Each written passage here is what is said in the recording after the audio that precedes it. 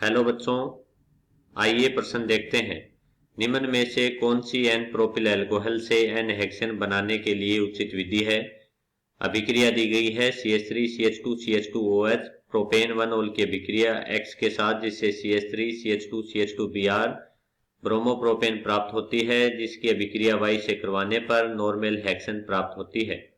हमें चार विकल्प दिए गए हैं। विकल्प ए में X बराबर HBr, Y बराबर HCN, विकल्प बी में X बराबर HBr, Y बराबर सोडियम और ईथर, विकल्प सी में X बराबर Br2, Y बराबर CH3CN, विकल्प डी में X बराबर Br2 और Y बराबर KMnO4। हमें सही विकल्प का चयन करना है। तो मुख्य अवधारणा, पहले चरण में एल्कोहल का परिवर्तन हेलो एल्केन में हो रहा है, तो हेलो एल्केन एल्कोहल से एल्किल हैलाइड का निर्माण करते हैं। तो अभिक्रिया HX के साथ करवाई जाती है, हाइड्रोजन हैलाइड के साथ अभिक्रिया करवाई जाती है। यह अभिक्रिया एक नाभिक स्नेही प्रतिस्थापन अभिक्रिया होती है। नाभिक स्नेही प्रतिस्थापन अभिक्रिया होती है जिसमें हाइड्रोक्सिल समूह का प्रतिस्थापन ब्रोमीन के द्वारा यानी कि हैलोजन द्वारा कर दिया जाता है। चूंकि हमें प्रोपेन 1 ओल दिया गया है, तो प्रोपेन 1 ओल होता है CH3 CH2 CH2OH। जब इसकी अभिक्रिया HBr के साथ करवाई जाती है, तो HBr में हाइड्रोजन पर धनावेश और ब्रोमीन पर ऋणावेश होता है। यह हाइड्रोजन परमाणु हाइड्रोक्सिल समूह के साथ जुड़ता है, जिससे प्रोटोनीकरण होता है। प्रोटोनीकरण के परिणाम स्वरूप CH3 CH2 CH2 और OH2 पॉजिटिव का निर्माण होता है। अतः एक जल का अणु बाहर निकलता है, जिससे मध्यवर्ती कारक धनायन निर्मित होता है और तेजी से नाभिक स्नेही Br नेगेटिव द्वारा आक्रमण इस नाभिक स्नेही पर कर दिया जाता है। इस कारक धनायन पर आक्रमण नाभिक स्नेही Br नेगेटिव द्वारा आक्रमण होने से प्राथमिक CH3 CH2 CH2Br ब्रोमोप्रोपेन प्राप्त होता है। अब ब्रोमोप्रोपेन की अभिक्रिया से हमें नॉर्मल हेक्सेन प्राप्त करना है। तो हमारे पास है bromopropane CH3 CH2 CH2Br।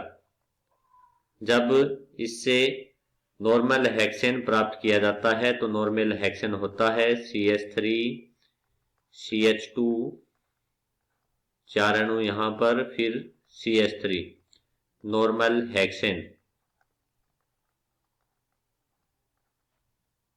Bromopropane में 3 कार्बन होते हैं और 3 कार्बन से जो एल्केन प्राप्त हो रही है, उस एल्केन में कार्बन की संख्या 6 है। अर्थात हमें हेलो एल्केन से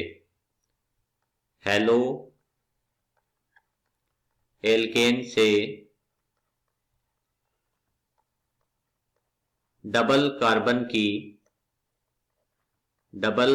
की एल्केन का निर्माण करना है। तो डबल कार्बन की एल्केन का निर्माण करने के लिए वुल्टज अभिक्रिया का प्रयोग किया जाता है। वुल्टज अभिक्रिया का प्रयोग होता है। वुल्टज अभिक्रिया में एल्किल हैलाइड की अभिक्रिया सोडियम धातु के साथ करवाई जाती है शुष्क ईथर की उपस्थिति में एल्किल हैलाइड की अभिक्रिया शुष्क ईथर की उपस्थिति में सोडियम धातु के साथ करवाई जाती है। जिससे डबल कार्बन की एल्केन प्राप्त होती है। इस अभिक्रिया में एल्किल हैलाइड हमें दिया गया है CH3 CH2 CH2Br और RX के अभिक्रिया हो रही है सोडियम के साथ शुष्क ईथर में।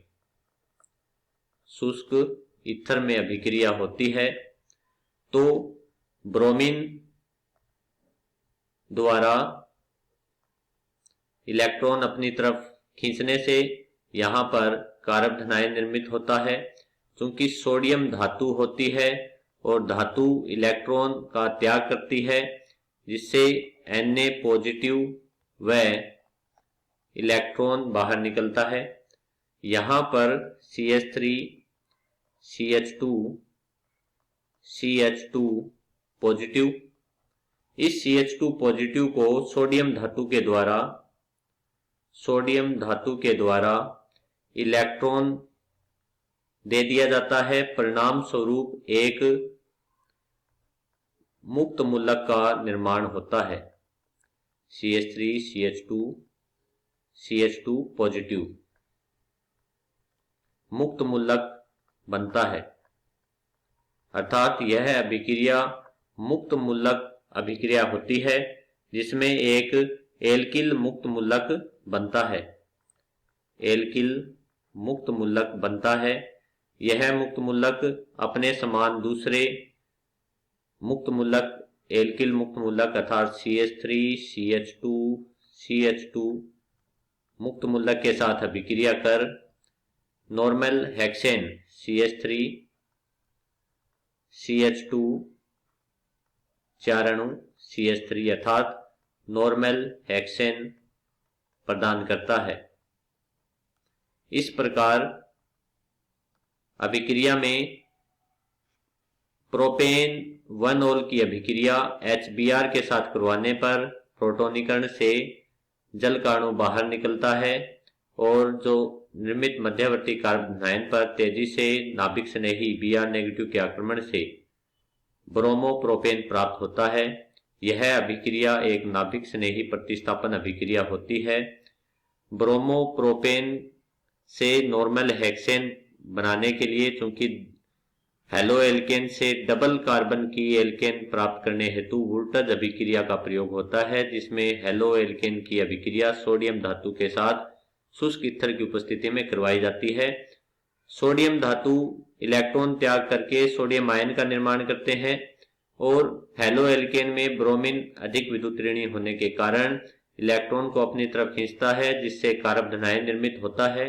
इस कारक धनायन को सोडियम धातु द्वारा इलेक्ट्रॉन दिए जाने से एक मुक्त मूलक निर्मित होता है। यह मुक्त मूलक अपने समान दूसरे मुक्त मूलक एल्किल मुक्त मूलक के साथ अभिक्रिया कर हेलो नॉर्मल हेक्सेन का निर्माण करते हैं।